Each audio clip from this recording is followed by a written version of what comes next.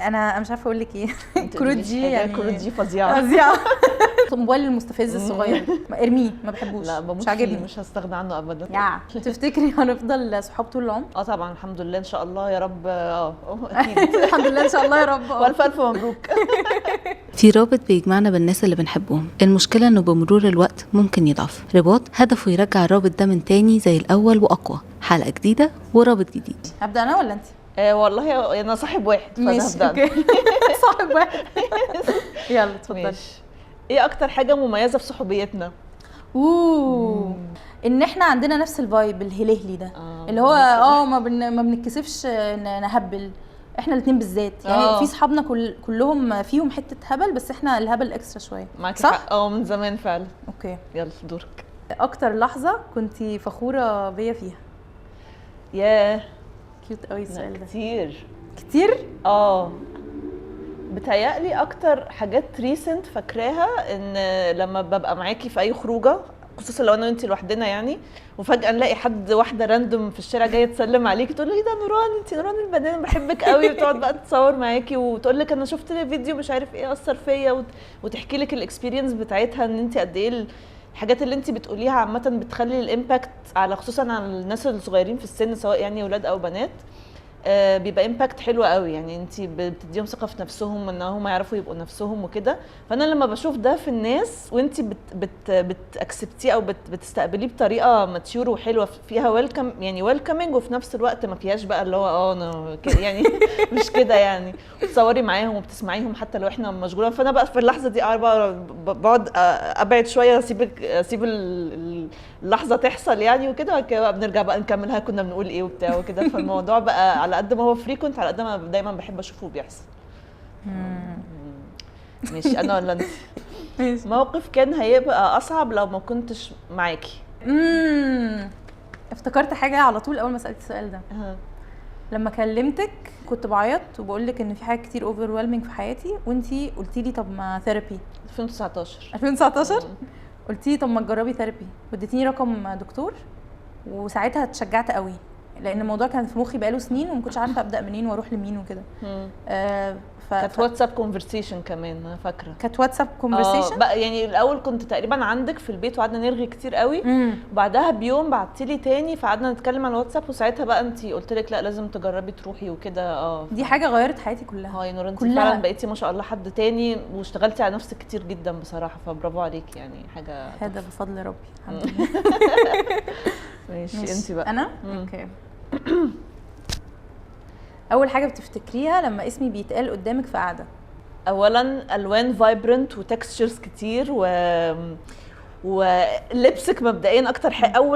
اول صوره بتيجي في دماغي لما بسمع اسمك، وبعدين اول حاجه بتيجي في دماغي دي اول حاجه، وبعدها بقى بيبتدي يجي بقى نوران صاحبتي اللي انا معاها من زمان، اللي بنقعد نرغي في اي حاجات راندوم، وفجاه بنبقى ديب، وفجاه بنبقى هبل، وفجاه بنبقى اي حاجه وان احنا ممكن نخرج مع بعض حتت كتير بالصدفه. يعني مثلا نبقى متفقين مع صحابنا نبقى مثلا 4 5 هننزل، وبعدين فجأة كله يكنسل، فاحنا انا وانتي نقرر ما نروح وخلاص ونعمل اي حاجة تانية. ايه ده نروح نجيب محل عصير، ايه ده يلا نرجع بالمترو، ايه ده يلا مش عارف ايه، يلا نخش يعني معرض ارت موجود في معرفش فين. فانا بحب ان احنا ننتي راندوم، زي ان احنا ايه ده ما تيجي نعمل كذا يلا يعني. الحوار ده انا يعني دي من الحاجات اللي بتيجي في دماغي اول ما بفتكرك او بسمع اسمك، فدي حاجه.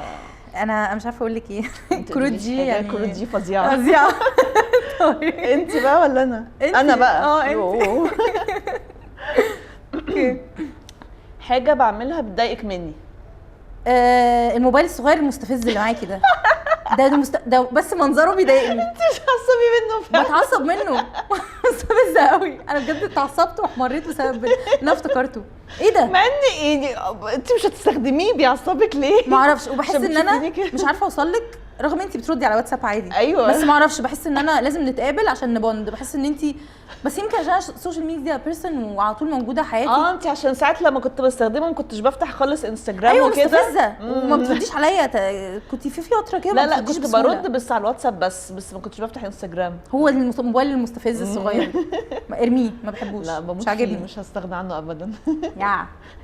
ايه اكتر حاجه نفسك اعملها فتحسن صداقتنا from my side يعني. هقول لك ان احنا نبقى بنتقابل مثلا frequently اكتر من كده. يعني عارفه مثلا اللي هو زي الصحاب اللي بتقابلوا كل خميس بعد الشغل كده، يبقى في حاجه بيز موجوده كده، مش لازم كل اسبوع، ممكن اسبوع او اسبوع لا، او مثلا ساعتين في الويك اند، ان احنا اتليست نبقى بنتقابل مره في الاسبوع او مره كل 10 ايام. دي اكتر حاجه حاسه انها ناقصانا، ان احنا نبقى بنكاتشب على طول كده، ان احنا نبقى بنهانج اوت كتير. ده اكتر حاجه، لان انت عارفه اللوف لانجوج بتاعتي كواليتي تايم. ايوه دي حاسه اكتر حاجه. انا افرميشن، قولي لي افرميشن من affirmation. من الموبايل عادي، بس الموبايل الصغير لا. ماشي حاضر، ابعت لك الموبايل الكبير عادي. طب ماشي، انت سؤال بقى. ايه احلى هديه جبتها لك؟ انت بتجيبي هدايا تحفه. تحفه بجد، بس عشان لسه قايله لشخص اول حاجه جت في دماغك الكتاب بتاع كاستم هيستوري. كتاب كده عن تاريخ الازياء، وجبتهولي. انت دايما ما بتجيبليش في يوم عيد ميلادي، بتجيبيه في ايام قبل بعد. ايوه لما بالزبط. تفتكري حاجه، لما تلاقي البيرفكت، لما بلاقي ايوه بالظبط كده. فهو كان اولا مفاجاه، ثانيا حاجه سبيسيفيك قوي لقيتيها بجد حسيتيها. انا بصي هداياكي كلها عامه بحس ان هي بيرسونال، مش ان بس حاجه هتعجبني، لا حاجه انت مركزه معايا فيها تاتشنج قوي الصراحه. حلوه قوي. ماشي. هل حصل ان علاقتنا ببعض اتأثرت في اي وقت كنت انا مرتبطه فيه؟ ولو انا عمري ما ارتبطت، هل تفتكري اني لو ارتبطت علاقتنا تتأثر؟ خالص بجد يعني. بحس ان انت حد ما شاء الله عندك حته ان انت بتعرفي تبالانس. يعني احنا دايما صحاب الكليه وعندك صحاب المدرسه الحمد لله ما شاء الله انت قريبه منهم لسه. فساعات هم بيغيروا مننا وساعات احنا بنغير منهم. لما مثلا ايوه نتخانق عليكي، مش معقول. ففي اوقات انت بتقابليهم واوقات بتقابلينا. فحتى في اعياد ميلادك سنه بتروحي بتقضيه معاهم وسنه بتقضيه معانا. فحاسه ان انت لا، لو يعني ان شاء الله لو ارتبطتي هتبقي علاقتنا مش هتتاثر خالص. في ناس بتنسحب وبتبعد كده وبتبقى مركزه بس مع اللي هي معاه، وانت حاساكي لا، انت عشان بتمانجي شغلك وبعدين بتحاولي تخلي علاقتك بعيلتك بتفضل كويسه واصحابك فحاسه ان هي ات ميك سنس ان انت هتبقي لا، علاقتنا مش هتتاثر ولا حاجه. مية الحمد لله. موقف انت استجدعتيني فيه ومش هتنسيهولي؟ يا لهوي كتير قوي، كتير يعني بجد جدا. طب قولي اكتر حاجه حاساها. اكتر حاجه ممكن اقولها مؤخرا، عشان دي اكتر فريش ميموري ما بيننا في الجدعنه. بس الجدعنه كتير، ماشي كتير. اول حاجه كنا راجعين من دهب، والباص المستفز اللي احنا كنا راكبينه ده، وانا بيجيلي اصلا دوار حركه يعني، فجالي كده زي بانيك اتاك. وانتي رحتي عامله ايه بقى؟ حطيتي سماعات فيها اغاني تشيل وقعدتي تهوي وتقولي بالراحه واهدي وتنفسي مش عارف ايه. فانتي يو هاندلد السيتويشن. يعني دي حاجه بس في الكور ميموري القريبه بتاعتي، عشان حاجه اثرت فيا، حسيت ان انا كونتيند كده، عارفه. الحمد لله. طب كويس ان انا عملت كده. لا انت انا اوكي، انا بنسى قوي. وانا وصفي صداقتنا في كلمه. رابر باند. هقول لك ليه. لان احنا يعني مش مع بعض 24 ساعه ومش كل يوم ولا حتى كل اسبوع. واول ما اتخرجنا فعلا كنا اللي هو قريبين قوي، بعدين فجاه ممكن نبعد كذا اسبوع ما بنتقابلش وما نتكلمش. بس اول ما بنتقابل بنفتح، بنقعد بقى نقول حاجات كتير وبنبقى كلوز كاننا كنا لسه مع بعض اول امبارح. فدي اكتر حاجه عجبني رابر باند. حاسه ان هي كده بيبعد قوي فجاه كده يقرب على طول يعني. تحفه. ماشي. موقف كان ممكن يخسرنا بعض بس قدرنا نعدي منه. بس انا في حاجه افتكرتها كده من زمان. ايه؟ طب ممكن تقولي انتي؟ فاكره واحنا في اخر سنه في الكليه كنا لسه متخرجين، انت جالك وقت كده كنت عايزه تبعدي عن كل الناس ومش عايزه تبقي كلوز لحد وكنت مكتئبه شويه. ايوه عارفه ليه؟ عشان عشان كنت متوتره جدا وحاسه ان كل واحد هيبتدي. يعني احنا الكليه قعدنا 5 سنين، احنا كليه فنون جميله عشان بس الناس تتفرج علينا تبقى عارفه. ايوه. كنا قاعدين 5 سنين مع بعض، واكلين شاربين راسمين كل حاجه بنقضيها مع بعض. لما اتخرجنا حسيت اللي هو ايه ده، طب احنا كل واحد هيروح في حته، خصوصا ان كل واحد فينا كان ساكن في حته، اللي هيشتغل واللي مش عارفه هيتجوز. كان في قرارات كبيره كده بتحصل اول ما اتخرجنا. فانا كشخص زمان الصراحه انا اتغيرت يعني. بس زمان كنت حاسه ان انا عشان انا حساسه، فبدا يعني الحاجه اللي خايفه منها هبعد عنها من اولها. يعني انا خايفه اصحابي يبعدوا عني، هبعد عنهم. تبعدي انت الاول. بس الحمد لله. بس انا كنت بعمل كده عشان الصراحه عشان اتنشن منكم. مش عشان حاسه ان انا عايزه ابعد، بس انت اديتيني الاتنشن ده الحمد لله. قلت لك كريبنج سبيس كتبتي لي بويم. طيب بس الحمد لله احنا عديناها. الحمد لله. انا اللي سحبت. صح اسحبي انت بقى. اسحب. اوكي. كنتي تتخيلي اننا نفضل صحاب طول الفتره دي؟ وايه سر الصداقه اللي ما بيننا؟ بصراحه هو انا عامه يعني مش شخص بيفكر في المستقبل كتير، بس انا ساعتها كنت حاسه ان احنا البوند اللي ما بيننا يعني قويه وكفايه ان احنا نبقى اصحاب فتره طويله. وكان ايه النص التاني من السؤال؟ ايه سر الصداقه اللي ما بيننا؟ سر والله هي ابتدت بالمزيكا، ان احنا كنا بنفايب على الميوزك اللي احنا بنحبها، وبعدها الرسم اللي احنا كنا بنعمله مع بعض. ابتدت بالفاشن. لا ده يعني ده كان اول سؤال سالتيهولي. ده من ناحيتي انا. من ناحيتك انت بالظبط. ماشي. بس انا كنت قشطه يعني. بينك فلويد بقى ومزيكا في العربيه. وبعدين الرسم اللي احنا كنا بنرسمه مع بعض في الكليه والخروجات، وبعدها ان احنا بقى كنا نحب نبقى بننزل كل حته في نفس الوقت ونخرج ونروح ونيجي، فدي اكتر حاجه. بعدها بقى بنتكلم في حاجات ديب مع بعض كده يعني. كل ده سر؟ ده كل ده سر الصداقه؟ انا اسراري كتير قوي، اسرارنا كتير. طيب ماشي اسحبي. ده انا بقى ماشي. احلى يوم قضيناه سوا، احلى خروجه بين قوسين، احلى خروجه. انا عايزه اقول يعني مش هجاوب عليه يعني، لا بس من احلى الايام اللي قضيناها مع بعض، حاسه لما كنا اول مره او تاني مره احنا فيها الساحل. لما كنا اطفال لسه 2013 اول صيف نقضيه. الصيف ده كان خطير. يا لهوي الصيف ده انا بعشقه. لما كنا بنفرش بالليل ونقعد نتفرج على النجوم. وبنروح من الحته اللي ورا اللي هي فيها مراجيح قديمه مكسره، وبنطلع نتسلق ونفضل قاعدين فوق ونشغل اغاني من فوق. بقول لك ايه، والجيمز بالليل اللي احنا كان صوتنا بيتنبح فيها.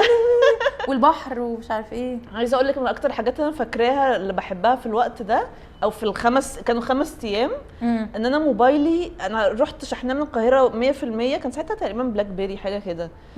رجعت من غير ما اشحنه تقريبا ولا مره، وكان تقريبا 30% ولا حاجه. ولا كنت بتكلم فيه ولا بفتحه ولا اي. اصل ماما كانت معانا، فلو اخواتي عارفين ان انا في الساحل، فاللي هو وانتوا معايا، فاللي هو بجد انا بتبسط قوي في الاوقات اللي انا ببقى فيها يعني معاكم او مع اي حد عامه كده، من غير ما كده. عارفه حاسه بايه؟ اول الصداقه بتبقى فيها مشاعر، اكنك قريتي كتاب ونفسك يا ريتني بدات احلى كتاب قريتيه في حياتك. نفسك ترجعي من الاول وجديد وتقريه بنفس المشاعر تاني.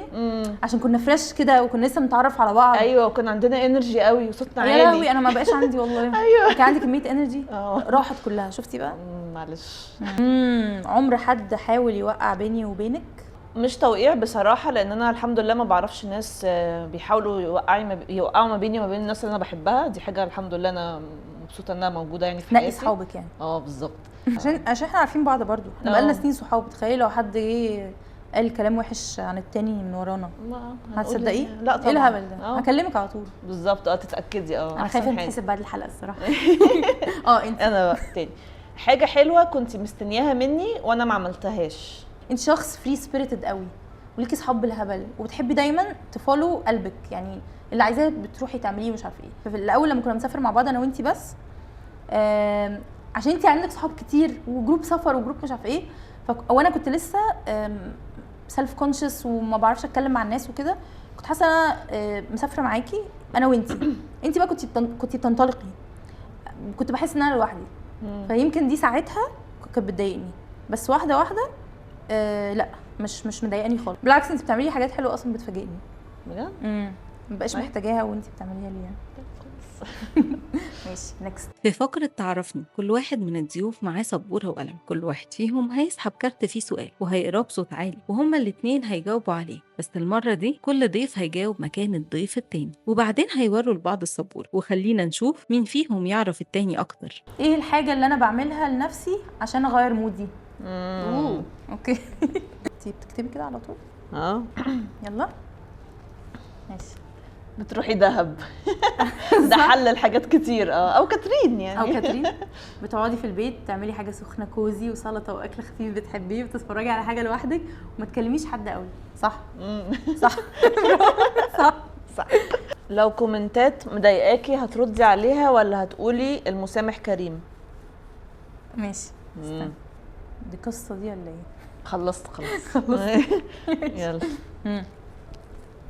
هتردي تتناقشي. حلو. بتردي وبتحرجي اللي قالك كده بالشياكه وتخليه يحبك ويكسف من نفسه. بشوفها على طول. يعني ساعات والله ساعات بيبقى عندي نفس وساعات بكسل قوي وساعات بعمل بلوك.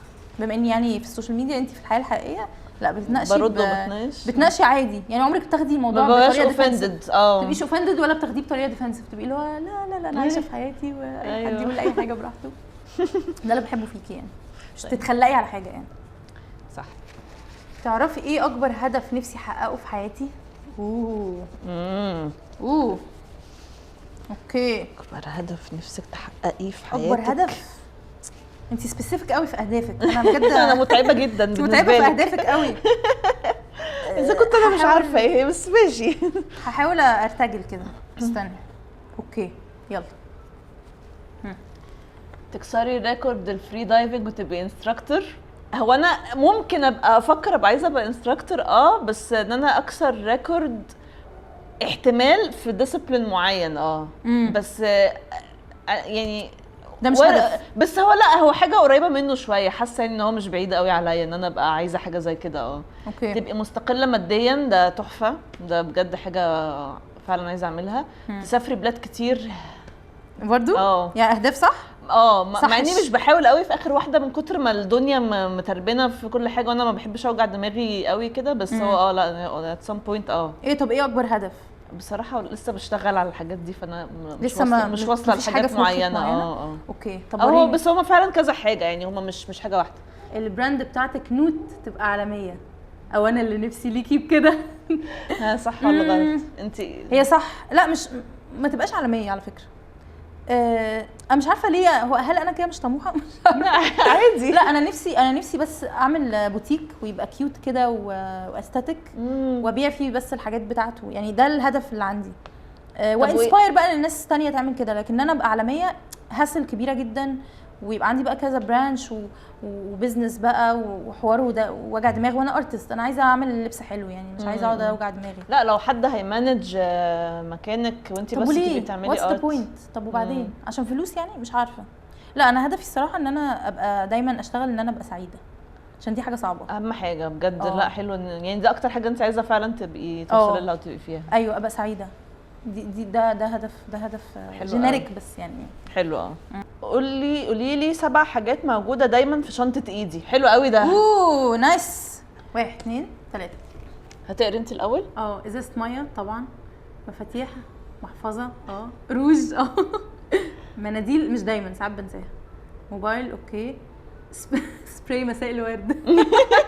ميه ورد. ميه ورد. سبراي ميه ورد للوش. سمعت مساء الورد. سبراي ميه ورد للوش. ميه الورد خلصت ما بقاش معايا، بس ساعات بتحطيها. ساعات بحط. ماشي. انا بقى طب ايه الحاجات دي؟ انت جاوبتي صح. لا عامه انا بحط حياتي. ماشي. تفاحه، شكرا. نسيت اكتب برتقانه عندك بس.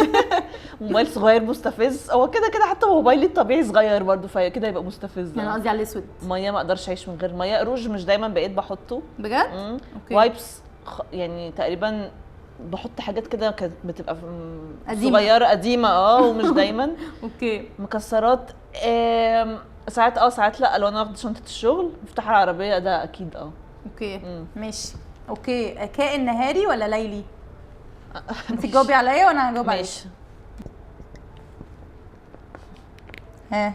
يلا انا جاهزه. 1 2 3. نهاري جدا. نهاري برضه. ايوه. انت بعد العصر اصلا بتكتئبي. بالظبط. لا والمغرب بيقدم مكتئب، بفضل مكتئبه ساعه كده وبعد كده ببقى كويسه لما الاقي تعودي بقى. بالظبط. طب انا اسحب بقى. اول مره اتقابلنا فين وامتى؟ اول مره خالص هو كان في مره قبل المسرح دي. طيب خلاص انا ماشي. انا فاكره واحده بس مش فاكره كانت قبل المسرح ولا بعد. لا ده انت بتحرجيني. انت بتكتبي ايه كل ده؟ ايه الاحراج ده؟ هموت واعرف كده ايه. لا عادي. ميموري يعني. ميموري اصلا اكتب السنه. اكيد عادي مفيش غيرها. كنا في اتيليه اعدادي بنرسم تماثيل وانت قاعده لوحدك حاطه هيدفونز، وحبيت اقعد جنبك عشان تمثال اللي كنت لا جيت اقعد جنبك. جيت اقعد جنبك عشان تمثال اللي كنت بترسميه كان عاجبني برضو، قريت اسمك على اللوحه في الشاسيه. انت قلتي لي الميموري دي قبل كده. ايوه دي كانت حاسه اول مره خدت بالي منك فيها بجد. بالي منك فيها. ومحاضره نحت في اعدادي انا شفتك. ايوه احنا كنا مع نورة في نفس فاروق الجروب والجروب اللي هو اللاود قوي. ايوه كله ده كنت بس بتفرج كده عليكم، وانا كنت انتي سوشيال اصلا. ايوه مش عارفه اعمل صحاب يا عيني. لو بتفرج عليكم بعيد اللي هو ماشي اوكي ماشي. شوفي اي ميموريز مختلفه طلعت مختلفه في الاخر. ايوه صح. ايوه لا دي كانت الثانيه بتاعت المسرح دي كان اول مره نتكلم بقى قوي. أيوة. لو عجبتكم الحلقة ما تنسوش تعملوا لايك وشير وسبسكرايب، ولو حابين تلعبوا اللعبة مع الناس القريبين ليكم تقدروا تطلبوها دلوقتي من رسائل الانستجرام او الفيسبوك او التيك توك وتوصلكم لحد البيت. ما تنسوش تحكوا لنا في الكومنتات عن 2 علاقتهم حقيقية ويونيك وعايزينهم يطلعوا معانا في البرنامج. نشوفكم الحلقة الجاية ورابط جديد. ماشي.